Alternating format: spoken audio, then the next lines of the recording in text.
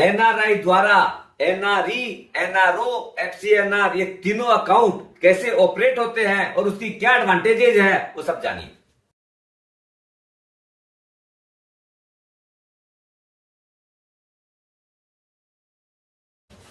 सुप्रभात दोस्तों, आप सभी का एसके हेल्थ एंड वेल्थ में स्वागत है।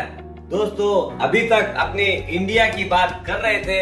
आज विदेश के अंदर, फॉरेन के अंदर कोई आदमी चला जाता है तो यूजुअली उसको एनआरआई, नॉन रेसिडेंट इंडियन बोलते हैं। अब वो जो अर्निंग करता है, जो इंडिया में भी अर्निंग हो रही है, वो कौन कौन से अकाउंट उसको खुलवाने चाहिए, उसके क्या क्या एडवांटेजेस हैं, कौन से काम वो कर सकता है, कौन से नहीं कर सकता है, वो सारी अभी डिटेल लेते हैं। बेसिकली जो आदमी फॉरेन में सेटल हो जाता है उसको तीन तरह के अकाउंट वो ऑपरेट कर सकता है। पहला है एनआरई, नॉन रेसिडेंट एक्सटर्नल। दूसरा है एनआरओ, नॉन रेसिडेंट ऑर्डिनरी। तीसरा है FCNR, foreign currency non resident. ये तीन तरह के अकाउंट वो खोल सकता है, ऑपरेट कर सकता है। बेसिकली इसमें कौन कौन से अकाउंट में क्या लिमिटेशन है और वो कैसे उसका टैक्सेशन होता है वो भी बताता हूँ। अब मैं आपको ये तीनों अकाउंट्स की एक स्टोरी के माध्यम से बताऊंगा, ऐसे तरीके से कि आप एक बार देख लेंगे, फिर कभी आपको और कोई कंफ्यूजन भी नहीं रहेगा और इतना वेल एक्सप्लेन रहेगा कि आप किसी और को भी एक्सप्लेन कर पाएंगे। दोस्तों, आप जब वीडियो देख रहे हैं तो लाइक जरूर करिएगा, सब्सक्राइब अगर नहीं किया है तो सब्सक्राइब कर लीजिएगा। अपना जो भी कमेंट रहे वो कमेंट बॉक्स में लिख के बताइएगा और बहुत अच्छा लगे तो आप शेयर जरूर करिएगा, जिससे और लोगों को भी बेनिफिट मिल सके। अब अपने जो स्टोरी की बात किए थे वो चालू करते हैं। कोई बंदा, समझ लीजिए, इंडिया में रहता था, अब अपने पास वो रिटायर हो गया और अपने बेटे के पास यूएस में शिफ्ट हो गया या यूके में शिफ्ट हो गया। उसकी पूरी स्टोरी समझते हैं। अब समझ लीजिए, जो अंकल जी अपने शिफ्ट हुए हैं वो ऑलरेडी इंडिया के अंदर उन्होंने पहले अर्निंग की थी। आज हो सकता है उनकी एक प्रॉपर्टी भी हो जिसमें उनका रेंट आ रहा हो, फिक्स डिपॉजिट है उसका इंटरेस्ट आ रहा है, अपना शेयर्स खरीद रखे हैं उसका डिविडेंड आता है। इस तरह की कई तरह की उनकी इनकम हो सकती है। वो गवर्नमेंट एम्प्लॉई हो तो पेंशन भी आ रही है। तो ये सारी जो चार तरह की समझ लो इनकम टेंटेटिव मान रहे हैं, वो जो आ रही है। तो अब चूंकि वो फॉरेन चले गए हैं, उनका स्टेटस चेंज हो गया है, रेसिडेंट इंडियन से अब वो नॉन रेसिडेंट इंडियन बन गए हैं। तो उनको जो एग्जिस्टिंग सेविंग्स अकाउंट है उसका बैंक स्टेटस चेंज होने के साथ ही उस अकाउंट को चेंज कर देगा। उस अकाउंट का स्टेटस भी from ordinary savings account to NRO, non resident ordinary citizen बना देंगे उनको।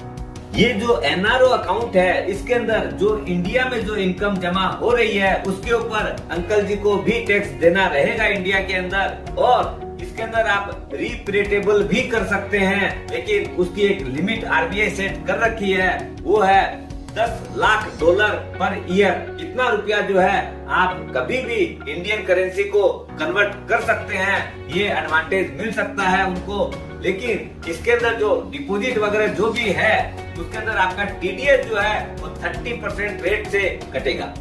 दोस्तों, एनआरओ अकाउंट में जो अपने रुपया रिपेटेबल करते हैं, जो लिमिट है जिसकी $10 लाख पर ईयर, उसके अंदर क्या है, वो रुपया जब आप रिपेट करेंगे तब आपको लेकिन टैक्स पेमेंट इंडिया में करना पड़ेगा, उसके बाद ही होता है। और वो भी फॉर्म 15 CA CB के साथ अपने को करना रहता है। एनआरओ अकाउंट में अपना जो भी रुपया रहेगा वो हमेशा इंडियन रुपी के अंदर ही रिफ्लेक्ट करता है, इसलिए अपने हमेशा इजीली देख पाते हैं, पढ़ पाएंगे।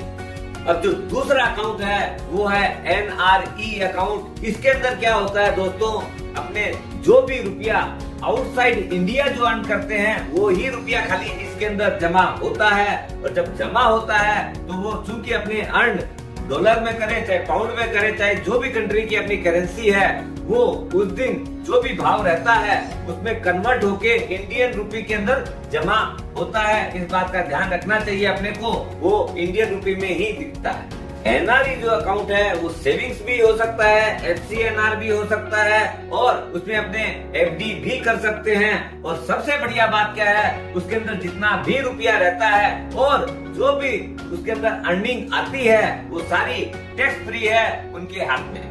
इसके अंदर और एक बहुत बड़ी एडवांटेज क्या है, इसके अंदर जितना भी रुपया रहता है वो फुल्ली रिप्लेटेबल है, कोई लिमिट नहीं है उसके अंदर। आपका जितना भी करोड़ों डॉलर भी रहेगा वो सारे आप ट्रांसफर कर सकते हैं।